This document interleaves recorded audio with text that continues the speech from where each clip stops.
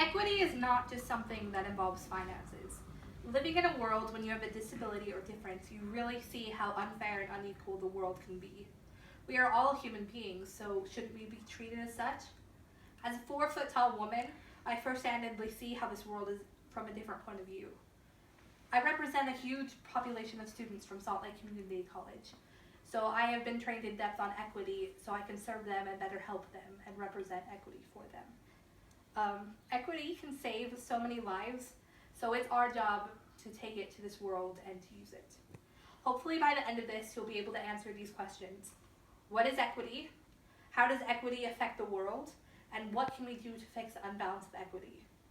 Now, for starters, you're probably wondering, what is she talking about? What is equity? The Merriam-Webster dictionary defines equity as fairness or justice in the way people are treated. And that is the type of equity I will be referring to today. A few real-life examples where equities need to be improved is equity with disabilities, equities with people from different races, equity for people with different sexual orientations, and equity for people with different religions. Those are only a few examples, but trust me, there are a lot more. Now, what is the difference between equity and equality?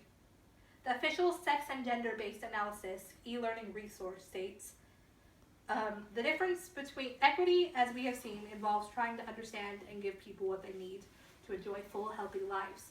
Equality, in contrast, aims to ensure that everyone gets the same things in order to enjoy full and healthy lives. Like equity, equality aims to promote the fairness and justice, but it can only work if everyone starts from the same place and needs the same things. When I was first trained on equity, the woman who gave the training gave a really amazing analogy that I liked. So, equality is where I give everyone a free pair of shoes. They're all size 7 shoes, but everyone needs a pair of shoes, so they got it. But equity is where I know what they need, so I give myself, because I'm shorter, I have a size 2 foot, so I give myself size 2. And some people might need size 12 shoes, so I give those to them. It fits the needs specifically to them. So why do we need equity instead of equality? We need equity so everyone can have the same opportunities, but with what they need in this world. In this world, it can be so confusing to differentiate between these two because we hear the term equality so often. How does equity affect the world? How does the lack of equity affect the world? Most people don't realize the everyday things that are considered not to be equitable. For example, the drinking fountains in public areas, people in wheelchairs can't reach them most of the time. I, as a 4 foot tall woman, can't reach them. So those are just one of the things that are inaccessible to people. Also, there are many different things such as like hotel rooms. Those are so inequitable because I can't even get on my own bed because it's so tall. Everyone deserves respect and to feel like a real human being. The Government of Canada Department of Justice states the equity policy states, employment equity is achieved by employment practices that prevent and correct disadvantages in the employment for those designated groups through special measures, reasonable accommodations of differences, and programs to remove barriers and to equitable employment opportunities. When you take away people's opportunities, it makes them feel dehumanized. We should all have access to the same jobs and the same pay, with accommodations to help fill those gaps of difference. But what can we do to stop all this?